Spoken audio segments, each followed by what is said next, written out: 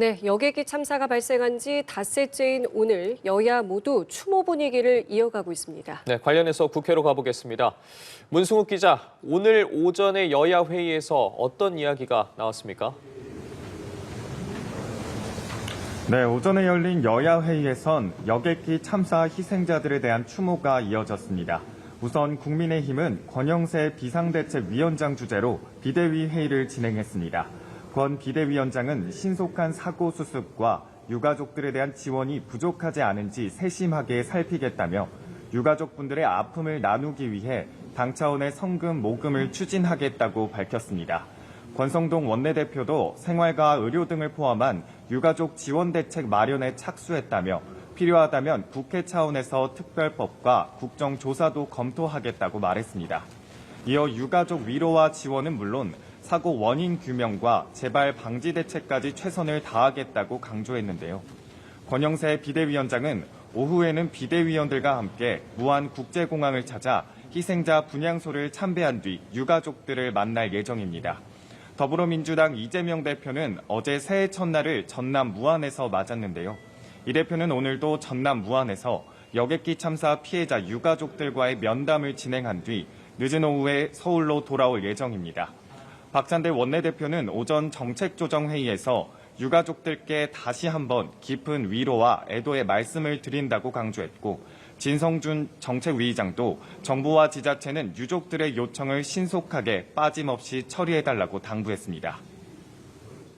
네, 한편 어제 윤석열 대통령이 지지자들에게 직접 메시지를 낸 것을 두고 여야 각각 어떤 반응을 보이고 있습니까?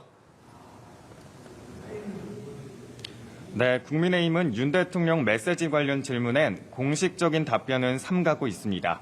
신동욱 수석 대변인은 기자들의 질문에 당의 공식적인 입장을 낼 차원의 문제는 아니라고 판단한다고 답했는데요. 다만 국민의힘 일각에선 우려의 목소리도 나왔습니다. 김용태 비대위원은 오늘 오전 SBS 라디오에서 윤 대통령의 메시지에 대해 국민 간 충돌로 이어질까 우려된다고 밝혔습니다. 반면 민주당 박찬대 원내대표는 공조보는 체포영장 집행을 미루지 말고 오늘 곧바로 내란숙의 윤석열을 체포하라고 목소리를 높였습니다. 박 원내대표는 내란이 일어난 지 벌써 한 달이 됐지만 내란숙의 윤석열은 여전히 관저에서 지내며 반성은커녕 내전을 선동하고 있다고 비판했는데요. 민주당은 윤 대통령에 대한 체포영장 집행을 막기 위해 지지자들이 한남동 관저 주변에 모여든 것과 관련해 소속 의원들에게 비상대기령도 내렸습니다.